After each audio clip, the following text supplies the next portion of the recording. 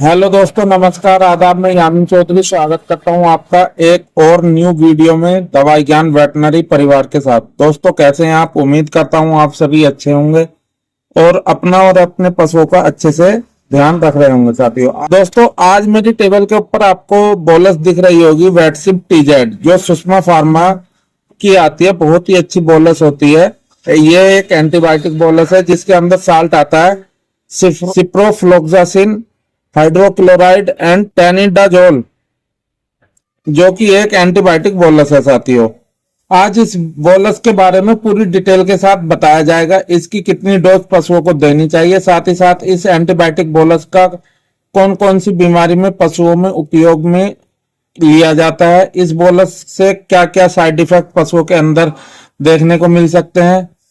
तो वीडियो को स्किप करके बिल्कुल मत देखिएगा, वीडियो को पूरा देखिएगा, तभी आपको प्रॉपर नॉलेज मिलेगी। दोस्तों, अगर आप बीच में से वीडियो को कट करके देखते हैं तो आपको इस बोलस के बारे में बिल्कुल ज्यादा स्पष्ट तरीके से जानकारी नहीं मिल पाएगी। साथियों, अगर चैनल पे नहीं हो तो चैनल को कीजिएगा सब्सक्राइब, बेल आइकन को दबा दीजिएगा, जिससे आने वाली वीडियो का नोटिफिकेशन सबसे पहले आपको मिले। क्योंकि आपको तो पता ही है, मैं अपने इस यूट्यूब प्लेटफॉर्म पर सही, सटीक व साइंटिफिक तरीके से पशुओं से संबंधित बीमारियों के बारे में जानकारी लाता रहता हूं। और वीडियो में दी गई जानकारी जरा सी भी अच्छी लगे तो वीडियो को कीजिएगा लाइक, अपने दोस्तों के साथ, पशुपालक भाइयों के साथ, पशु चिकित्सकों के साथ और पशु चिकित्सा के क्षेत्र में जितने भी स्टूडेंट सीख रहे हैं उनके साथ वीडियो को कीजिएगा शेयर, जिससे सभी को प्रॉपर नॉलेज मिल सके। साथियों, और कमेंट करके मुझे बताना आपको पशुओं से संबंधित किस बीमारी के बारे में जानकारी चाहिए। आप अपना कमेंट बॉक्स में मेंशन कर देना, मैं आपके कमेंट को देखकर उसका रिप्लाई देने की पूरी कोशिश करूंगा। और हाँ दोस्तों, मेरे telegram channel Yamin Chaudhary vet care को भी जरूर ज्वाइन कर लें, वहां पर आप मुझसे डायरेक्ट कम्युनिकेशन कर सकते हैं। दोस्तों, अब बात कर लेते हैं वेटसिप टीजेड बोलस की। ये एंटीबायोटिक बोलस ब्रॉड स्पेक्ट्रम होती है, यानी कि ये ग्राम पॉजिटिव बैक्टीरिया पर भी काम करती है, ग्राम निगेटिव बैक्टीरिया पर भी काम करती है। जिसके अंदर साल्ट आता है सिप्रोफ्लोक्सासिन, हाइड्रोक्लोराइड एंड टेनिडाजोल, जिसमें सिप्रोफ्लोक्सासिन हाइड्रोक्लोराइड होता है 1500 mg और टेनिडाजोल जो होता है इसमें 1800 mg होता है। साथियों, इसका जो विड्रॉल पीरियड है वो मीट में जो है 28 डेज आफ्टर लास्ट एडमिनिस्ट्रेशन, और मिल्क में जो रहता है 7 डेज आफ्टर लास्ट एडमिनिस्ट्रेशन। देखो साथियों, ये वेटसिप टीजेड बोलस जो है 6 की पैकिंग में आती है। इस बोलस का उपयोग वैसे तो पशु चिकित्सक एंटीबायोटिक के रूप में जब लिखते हैं तभी इसका उपयोग करना चाहिए। मैं आपको बता दूं साथियों, इस एंटीबायोटिक जितनी भी बोलस आती हैं उनका लिमिटेड ही अपने पशुओं में उपयोग करना चाहिए। अब देखो साथियों, कहाँ कहाँ इसका उपयोग किया जाता है यह भी मैं आपको बताने वाला हूँ। यदि पशु को बहुत तेज डायरिया या उजले पीले दस्त हो रहे हैं, या एक तरीके से मान के चलिए बहुत तेज यानी बिल्कुल पानी जैसा गोबर पशुओं का आ रहा है, तो उस स्थिति में वेटसिप टीजेड बोलस को पशु को देने पर अच्छा रिजल्ट देखने को मिलता है। साथियों, यदि पशु के पेशाब में कोई इन्फेक्शन है, यदि पशु के पेशाब की नली में कोई इन्फेक्शन हो गया, सूजन है, या पेशाब में खून आ रहा है, या पेशाब में जलन है, पेशाब बंद की शिकायत है, तो उस स्थिति में यदि वेटसिप टीजेड बोलस का उपयोग अपने पशु में करोगे तो बहुत ही अच्छा रिजल्ट देखने को वहां पर मिलेगा। साथियों, यदि पशु में आंतों से संबंधित कोई भी इन्फेक्शन हुआ है या पेट में ऐंठन हो रही है तो वहां पर भी इस एंटीबायोटिक वेटसिप बोलस का अच्छा उपयोग देखने को मिलता है। साथियों, यदि पशु को श्वसन संबंधी कोई प्रॉब्लम्स है, या कान से मवाद आ रही है, या कान से पस आ रहा है, या कान में सूजन है, तो वहां पर भी इस स्थिति में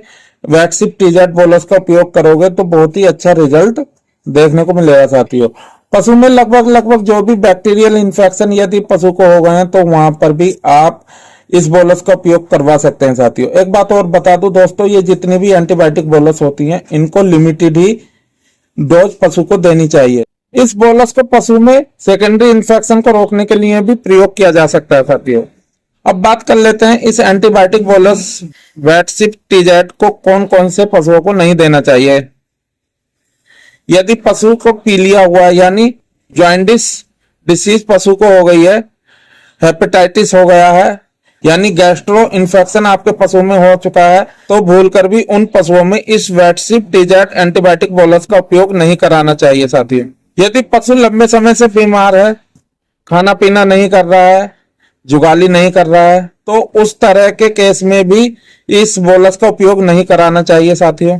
यदि पशु में लीवर से संबंधित कोई प्रॉब्लम देखने को मिल रही है, तो उस स्थिति में भी इस बोलस का उपयोग भूलकर पशु में नहीं कराना चाहिए। यदि पशु के छोटे बच्चे जैसे 1 महीने के ब्याए हुए हैं, 1 महीने से कम के हैं, तो उनमें भी वेटसिप टीजेट एंटीबायोटिक बोलस का उपयोग भूलकर नहीं कराना चाहिए। वहां पर इस बोलस का जो साइड इफेक्ट देखने को मिलता है, जैसे कभी कभी बच्चे को दस्त हुए हैं पीले, तो वहां पर अल्सर बन जाते हैं साथियों, तो इस बात का आपको ख्याल रखना है। दोस्तों अब इसकी डोज की बात कर लेते हैं। लार्ज एनिमल में जिनका बॉडी वेट 300 केजी से 500 केजी है, वहां पर आप 2 बोलस सुबह और 2 बोलस शाम, ज्यादा क्रिटिकल कंडीशन में 2 बोलस सुबह दे सकते हैं और 2 बोलस शाम। जिनको ज्यादा डायरिया हुआ है या दस्त हुए हैं, तो जिनका बॉडी वेट 50 केजी से लेकर 150 केजी के बीच में है, तो वहां पर 1 बोलस सुबह और 1 बोलस शाम। जिनका बॉडी वेट 30 केजी से 50 केजी के बीच में है, तो वहां पर हाफ बोलस सुबह और हाफ बोलस शाम, लगातार 3 दिन इसको दे सकते हैं। और यदि आपकी भेड़ बकरी है, वहां पर इसका 1/3 भाग करके आप अपनी भेड़ बकरी को इसको दे सकते हैं साथियों। दोस्तों मैंने आपको बता दिया है इसको कहां कहां दे सकते हैं, कहां कहां नहीं दे सकते हैं। पशु में सांस संबंधी कोई दिक्कत देखने को मिल रही है, वहां पर इसको दे सकते हैं। या पशु के कहीं घाव हुआ है, चोट लगी हुई है, तो वहां घाव को भरने के लिए इसको दे सकते हैं साथियों। कान में पस बन गया, मवाद आ रही है, सूजन है, तो वहां पर इसका उपयोग करा सकते हैं। और पशु में यदि डायरिया बन गया है या दस्त हो गए हैं, तो वहां पर इसका उपयोग करोगे तो बहुत ही अच्छा रिजल्ट देखने को मिलेगा। आशा करता हूं मेरे द्वारा दी गई जानकारी वेटसिप टीजेट बोलस के ऊपर, एंटीबायोटिक बोलस के ऊपर आपको अच्छी लगी होगी। अगर जानकारी जरा सी भी अच्छी लगी हो तो वीडियो को कीजिएगा लाइक, अपने दोस्तों के साथ, पशुपालक भाइयों के साथ, पशु चिकित्सकों के साथ और पशु चिकित्सा के क्षेत्र में जितने भी स्टूडेंट सीख रहे हैं उनके साथ वीडियो को कीजिएगा शेयर, जिससे सभी को प्रॉपर नॉलेज मिल सके।